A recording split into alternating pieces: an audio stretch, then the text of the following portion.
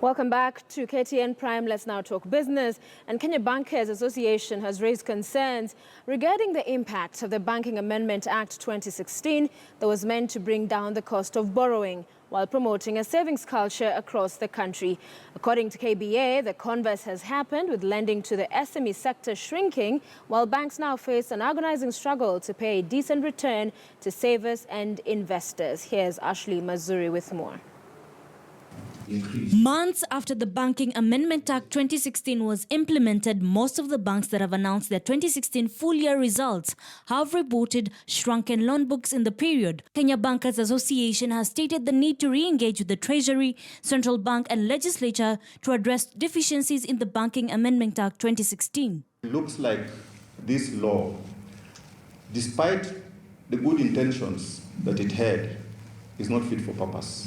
According to findings on a survey undertaken by the association, the slowdown in credit to the private sector has been worsened by the legislation, with disbursement of credit concentrated in household, trade, manufacturing and construction, which account for 70% of the credit market. The report further indicates a significant drop in total market capitalization and banks' market capitalization. Market cap dropped from 2.1 trillion in 2016 to 1.8 trillion shillings as of March 20th, while the bank's market cap dropped by 10.3% to 520 billion shillings. Remove the law and consider some of the proposals that had been put forth to address specific problems that lead to the high interest rates. With the interest rate cap still resurfacing as a hot topic in the lucrative bank industry, the question at hand still remains to be, what long-term impact will the rate cap have on the country's economy? Ashley Mazuri, KTN News. The expectations for the Galana Kulalu food security project seem to be drawing a lot of attention from across the political divide following the mixed results achieved in trying to mitigate the famine crisis that has been caused by the ravaging drought, with those against the project terming it as a white elephant project that has consumed taxpayers' money with no results. Now, speaking in Kilifi South constituency, Kilifi County Governor Jeffer Emerson Kingi alleges it's unfortunate that the government acquired 1.7 million acres from Kilifi and Tana River counties 4 years down the line. The residents are starving, with the project consuming more than 7 billion shillings. Lakini pesa za jukumu la kilimo bado zimebaki kule Nairobi. Ukiangalia katika bajeti ya mwaka huu, utaona wizara ya Jubilee ya kilimo imebaki na mabilioni ya pesa, ili hali jukumu limegatuliwa, ni jukumu wa serikali ya kaunti. Juzi rais wetu na makamu wake na waziri wake walikuja kule Ganda, Malindi, wakasimama wakaambia wakazi wa Ganda, wakazi wa Malindi, kwamba ninyi mnakufa njaa na jukumu hili limepatiwa gavana wenu. Nikamwambia ni sawa.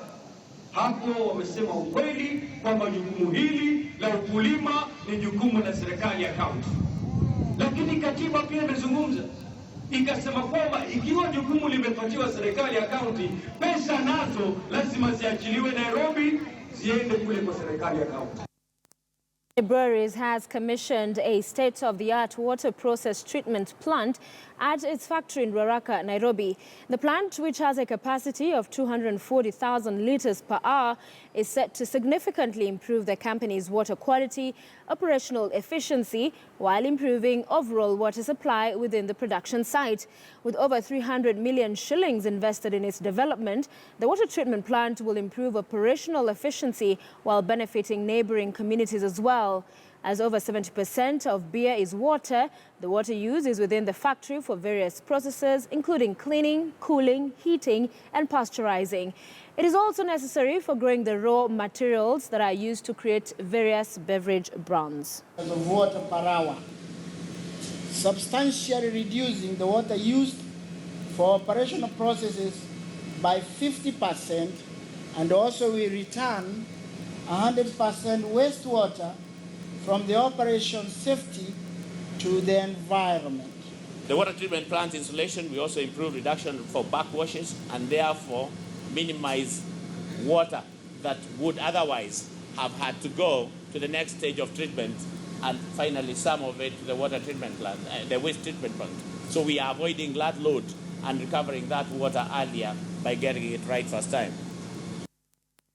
Government is urging herders to reduce stocks in parts of northern Kenya so as to reduce conflicts and mitigate the negative impact overstocking has on the environment. Speaking during a briefing to the press, government spokesperson Eric Kiraitho maintains that the farms that have been invaded were able to stock fodder and water due to good rangeland husbandry, which should be emulated by the herders. Let's listen in. Because let us not delude ourselves. We have talked about these large ranches. They are not larger than the land we occupy in small scale. Why is there pasture and water there? It is purely because they heeded what the waterman said, stored water, reduced their animals, and managed their pasture so that during the drought they are able to overcome and to economically continue running the business of farming. On the other hand, we want to keep animals without limit. We want to take pride in the number of animals we have. When the weatherman says there will be drought, we ignore. When you are told manage your animals, we ignore.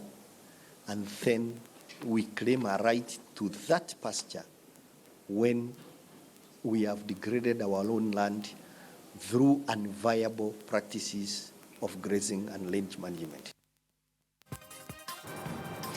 Right, so tonight, President Uhuru Kenyatta suddenly brought back the issue of the 2007-2008 post-election violence, blaming Raila Odinga for igniting the violence. Raila Odinga has answered him, telling the president to first look around him.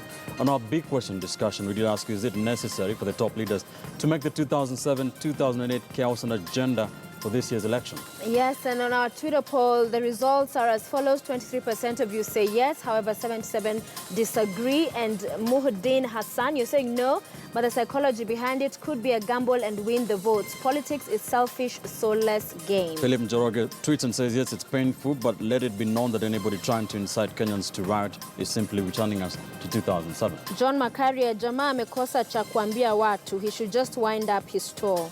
And one here from Munyon Duatu says, don't be ignorant on reality. PEV took place. It's a reality, and those behind it are known. All right, many thanks for being with us here on KTN Prime. However, the bulletin continues with Moses Wahisi bringing you the sports news shortly. However, from us, it's good night and God bless. I'm Sophia Wanuna.